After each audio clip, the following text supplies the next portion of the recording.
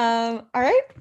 Hello, everyone. My name is Sloan. My pronouns are she, her, hers. And today I am here with, oh, wait, I should say, I am part of HEAT, and I'm here with some folks from RFC to talk about sustainability and nutrition. So, a little info about HEAT. We're a peer educator group through Campus Health and Wellbeing, and our specific focus is on nutrition and fitness, kind of wellness. And the acronym HEAT stands for Health Enrichment Action Team. And yeah, that's a little bit about what we do. And then the folks from RFC will give a little intro. Hi, I'm Jackie Opitz. My pronouns are she, her, hers. I've served as the RFC club president for a couple years now, and I'm a co-president this year.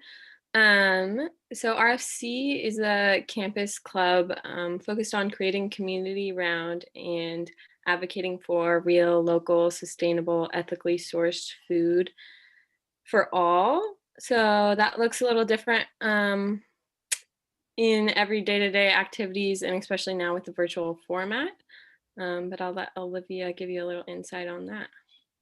Yeah, my name's Olivia. My pronouns are she, her, hers, and I am a sustainability coordinator for Real Food Collaborative. Some of the initiatives that we do with our club, we have a vegetable subscription program that isn't running right now due to COVID, but hopefully we will have that up soon. And that is a vegetable subscription program, kind of like a community supported agriculture program where we grow food on the Cal Poly organic farms, and every week or every other week you can pick up a big portion of vegetables and fruits that are grown on campus. It's grown by students and for students and the community. So that's one of our initiatives. We also have potlucks usually throughout the quarter where people can kind of try new recipes, meet new people, and yeah, stuff like that. So dope. And now I'm going to be asking them a couple questions. So, first, how would you guys define sustainable eating? Yeah, just to start off, I think that sustainable eating can look different for everyone, and that's probably going to be the theme of our conversation today, is that making sustainable choices in your day-to-day life can look a little different for everyone. But I think generally just being conscious of your consumption and your sourcing, especially of the food that you consume, is a super important part of eating sustainably. But yeah, sustainable eating, I think, relates to the whole food system. And actually, a quote from, I'm in a sustainable food and fiber systems class right now, and with Professor Babin. And one of the quotes he opened with for our class was, what you eat determines to a considerable extent how the world is used, which is by Wendell Berry. But I think that just kind of sums it up, of like, just thinking about what you eat really does affect the whole environment and the world around us and all the people that are involved in the food system and things like that. So just being conscious of your consumption is how I look at sustainable eating. And sustainable eating can also help because instead of placing all of the pressure on the individual, it's also recognizing that power you have as a consumer and showing that if you want sustainable food options and if you value that in your life, advocating for that with kind of like the dollars in your pocket, like spending it how you want, it to be seen. So Gotcha. And what are some ways someone can begin eating more sustainably? this definitely also looks very different for everyone depending on your preference and just what access you have to different types of food. But a lot of people choose a plant-based diet or some aspects of a plant-based diet, vegetarian. It can even just look like a meatless Monday. One day a week you choose to not eat meat. And it can also look like sourcing local foods, like maybe shopping at your farmers markets or growing your own food, even if you have like an herb garden in your backyard or maybe kind of more of a bigger garden. And it can also look like meal planning when you go to the grocery store, kind of have in mind what recipes you want to cook for the next couple days, next week. And then when you're buying ingredients, you're going to like kind of buy things that will serve you for the whole week and create less food waste. Yeah, And totally. I think Olivia summed that up pretty well. I mean, I think it's a lot of different options. It doesn't always just have to be a plant-based diet. I think that's often like a misconception of our club. Everyone thinks that we're all vegan, which is great also if that's what your choice to eat sustainably is and that's attainable goal for you. But I think sustainable eating is also what is sustainable for you. So making those decisions for even just one plant-based meal on like Meatless Monday, like she said, or I think sourcing local goes a long way, and buying in season, and even just like preventing food waste in general and composting and things like that all help. Yeah, and also setting like a realistic goal for yourself. If you know that switching completely to a vegan diet isn't going to work for you or isn't going to make you happy, you can just try and think about just have your goal be reduction maybe. And so by that, you can swap out maybe one meal a day or one meal a week for a vegan meal, and that can do a lot. yeah, and you guys like keep bringing up like being vegan and like plant-based and stuff. And I wanted to know what your experiences kind of dipping into that realm was.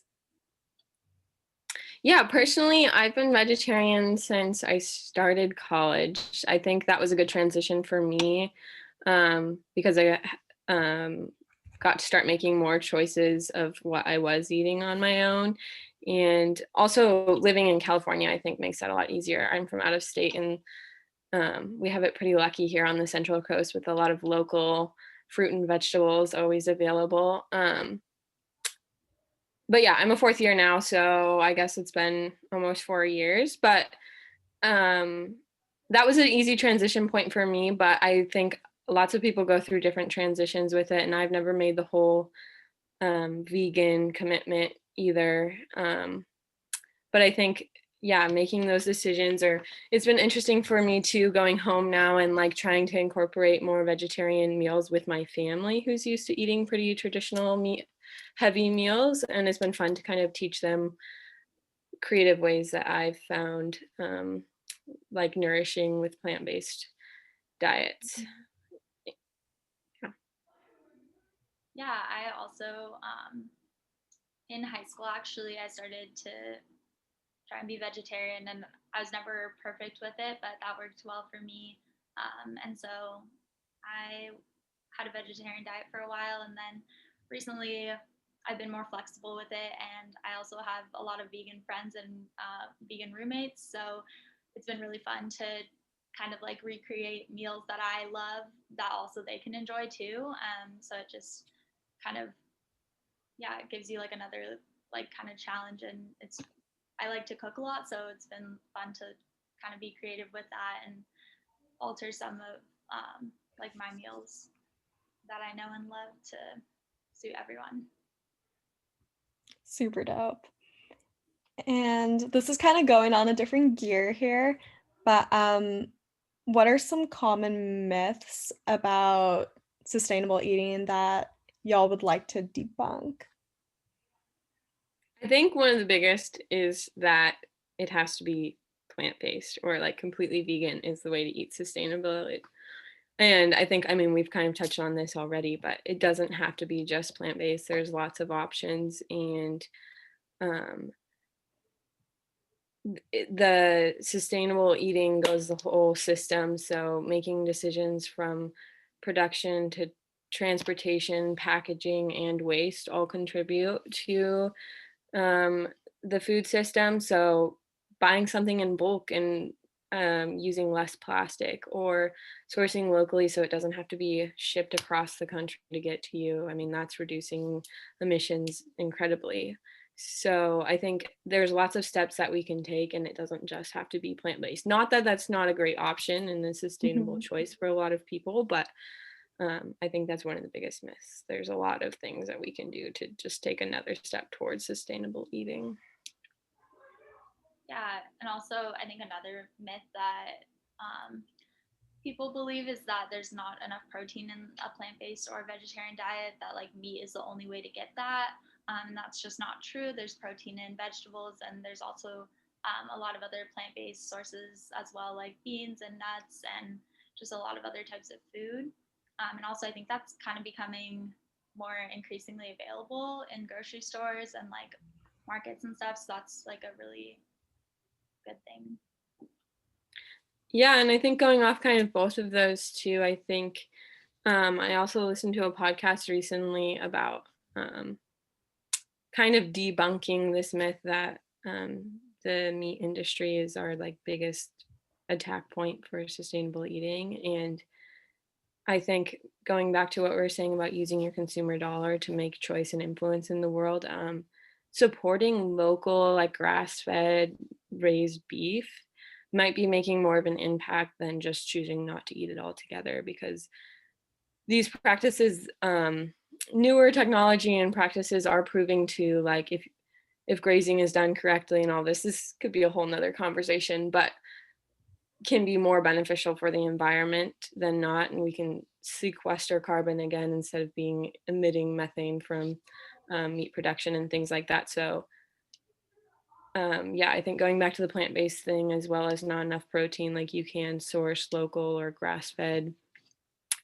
beef to support a more sustainable food system in general. Yeah, that's definitely like a super interesting point. Like I haven't really heard a lot of people pushing that kind of narrative, but I do feel like that does make a lot of sense. Yeah, I think it's definitely one that's still kind of back and forth, and I think I'm also a nutrition major, and it's kind of interesting that Same. I feel like our major is evolving as we're learning it, and like there's a Mhm. lot of No, for things sure. that is not certain, and like all of that in the food system and agriculture of like developing sustainable practices of like what is actually best for our bodies and the environment, things like that.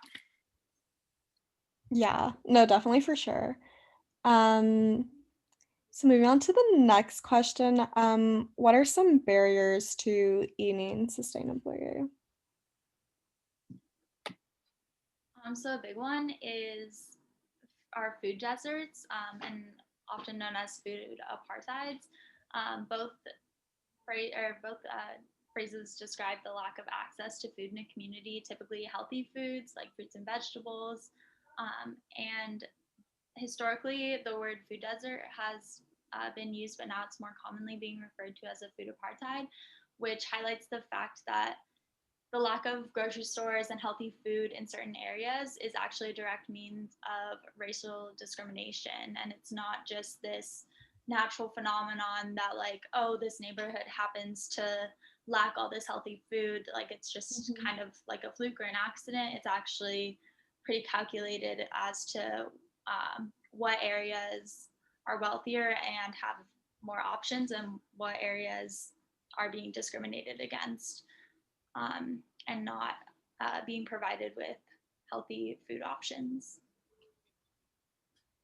Yeah, totally. And I think another barrier can be, well, going along with that, location, and not even like definitely with the food apartheids and food deserts, struggling to access healthy food. But like I was mentioning earlier, just living in a like Midwest or like landlocked state that can't grow fresh produce year round also like makes it a little harder to source sustainably. So I think we're pretty fortunate here in Slough on the Central Coast, and I should take advantage of that. Um, but location, I think, is definitely one of the big barriers in sustainable eating. Yeah, those are both really good points. And I like that you made the distinction between food desert and food apartheid because I definitely think what we label it as can like be very powerful and stuff. So I definitely like I've heard food desert a lot. I haven't heard the second one as often, but I like that that's becoming more commonly used because I think um it's more descriptive, if that makes Definitely. sense. And I Um, think what goes along with all of that too, just to jump back in one more time, I think something that's really important to acknowledge is as well as with the accessibility expense. I think a lot of people um, choosing a more sustainable diet can be more expensive, especially in those areas where like access to healthier food is less accessible. So, but I do think that is maybe one of the myths as well. I mean, there are options, and I think making small choices towards that, and like hopefully like possibility of growing your own food to like eventually decrease expense or things like that can also be very helpful. Yeah, definitely. And yeah, it is true that sometimes, you go to the grocery store and it's hard to want to pick the organic option when it is maybe $1 or $2 more expensive than the conventional option. So it is hard, and it is a privilege to often a privilege to be able to eat sustainably and buy organic. So not everyone can do that, but if you do have the means, we definitely encourage that because it is better for the environment. no, definitely. And what is the scope of food waste in the country? Yeah, I think this is like one of the important parts to acknowledge about food sustainability is that waste is one of the biggest contributors to the environmental issues caused by the food system. Actually, 40% of food grown goes to waste in the United States, which I'm pretty sure that stat doesn't even include pre-production waste. So like um, I work on the organic farm on campus, and any of the produce that we leave out in the field because it doesn't meet standards or anything like that would not be counted in that 40% standard. So that means there's more, probably about half of the food that's grown um, Mhm. goes to waste, which also emits methane gas if it's not composted correctly, let alone the resources that go into growing that food that would then go to waste.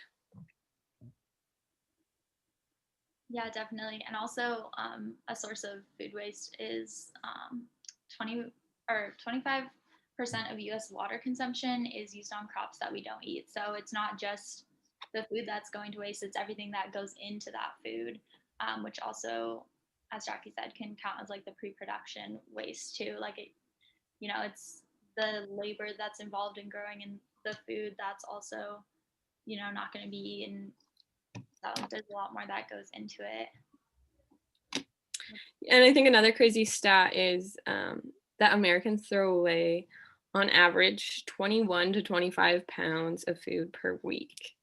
That's crazy. So I think that's one of the Wow. things that we can do is using your food scraps or like meal planning, like Olivia was saying earlier, to make sure that you use your leftovers or use every piece of that produce before it goes bad, or even storing it correctly in the fridge, like storing your herbs in a jar of water will make them last longer, little things like that. Or like we always love to promote our carrot top pesto recipe. So like the greens of carrots are often just thrown away, but they're edible. Like lots of beet greens are also edible. So getting creative and reducing your waste in that way is also super helpful. That's Yeah. really cool. I like that you have a recipe for that. I'm intrigued. I might have to use that. Yeah, I guess you kind of already answered the next question. It's like, how can one reduce their own personal food waste? So I guess how do you like what do you guys personally do to incorporate that in your own life? Like how do you personally reduce your food waste? One thing that I'm excited about now, I'm surprised I haven't done this earlier, but I've just started collecting like all of my veggie scraps, like, when you cut an onion and you cut like the outside off and the parts that you don't eat, or if it's been sitting like vegetables and sitting in your fridge for a while and are kind of wilted, I've just been putting them in a plastic bag in my freezer, and then I'm going to make a bunch of veggie broth with it because I use veggie broth to cook a lot of meals, and instead of, buying it in a cardboard container at the store. I'm gonna make my own. So that's like one way to use some scraps and also save on packaging. Definitely. And I think the freezer's a great resource to highlight too. Like if your produce is going to go bad, like I buy strawberries at the farmer's market and they don't last very long if I don't eat them all without getting soft, and I throw them in the freezer and then I can throw them in my smoothies and they have a lot longer life. Just simple things like that, but they are easily overlooked. I think also a big one is composting. We finally got a little compost bucket in our kitchen so we don't have to walk it outside to the big compost. So that makes things a little bit more convenient as well. Yeah, actually, Olivia, I've been doing the same thing you've been doing, and I'm like super excited to gather enough scraps to make my own broth, but I feel like it kind of happens over time since it's like the scraps. So Yeah, maybe in a couple weeks. You can make a big batch. Yes, exactly. And for the next question, this is something we kind of touched on earlier with the food apartheid, but how does racism appear in food systems and environmental, like sustainable communities? Yeah, I think we kind of touched on one of the main, things with the apartheid, but generally, I think racism has always been a part of the food system, unfortunately, and I think it spans the whole way from production to consumption. I mean, farm labor to accessibility to food. I think, unfortunately, it is racism and inequality is embedded throughout. Yeah, and just that communities of color and marginalized communities are always affected, negatively affected by any of these issues, especially like with climate change and environmental issues, health issues. It's systemic racism in like all of our institutions and our systems in this country. And so I think the more that we address that and talk about it, the sooner it can hopefully start to change. Um, but definitely, like the people who like reap the rewards of the food system are often not the same people who are providing a lot of the labor, that the people who are producing our food aren't necessarily always able to eat that same food that they're providing for us. So that's definitely an issue of racism in our food system. Yeah, I think it's definitely a compounding systemic issue, unfortunately. But little steps at a time, and I think awareness is a big part of it too. No, definitely. And regarding kind of everything we've like covered today, what are some on-campus resources for folks to learn more? Yeah, definitely. I think regarding sustainability in general, there's a pretty big sustainability community on campus. There's sustainability like advisors and staff members, but student wise, there's a big base of clubs that are based on sustainability in general. And we've actually been meeting for a couple years now, all collectively. We call them roundtable meetings now. The meeting times are still being set for this quarter, but if you're interested, we can share contact information at the end of this, and anyone can contact me or whoever. But yeah, that's kind of been a way that sustainability has me meeting with student groups on campus, and we just meet weekly to discuss what we're doing or what we can do to improve sustainability in general on campus. But then there's a lot of other just more like food and community-based sustainability options too, if you want to talk on those, Olivia. Yeah. So one really important one is the CalFresh program, and they will provide. You can basically apply and get like grocery money every month, and so they're trying to get people just that don't necessarily have easy access to food. They're trying to get that to them. So that's a really cool resource. You can like look them up on Google or on Instagram and find them. And there's also a Pulse food pantry on campus. So if you ever need food, it's not like something you have to apply for and they don't ask any questions. You can just go and get food. You can also, I think anyone can donate to the food pantry. So anytime you need food, you can go on campus there. And then there are also, we have some, I don't think they're running right now, but volunteer days for the student experimental farm and also the other Cal Poly organic farms. So you can volunteer there if you want to help grow food. And as I mentioned earlier, we do potlucks and also our veggie subscription program. So when we get those up and running, that's a good resource. Yeah, definitely a lot of resources. And specifically for Real Food Collab, how does one join? Yeah, to join, we have an email list and a Slack, like GroupMe kind of text message communication. So if you're interested in getting on either of those lists, you can reach out to us. Our RFC email is just realfoodcalpoly@gmail.com. And yeah, we're currently planning events and meeting times for this quarter, still adjusting to the virtual format because a lot of our things in the past were very community, in-person, food oriented. With COVID is not super accessible.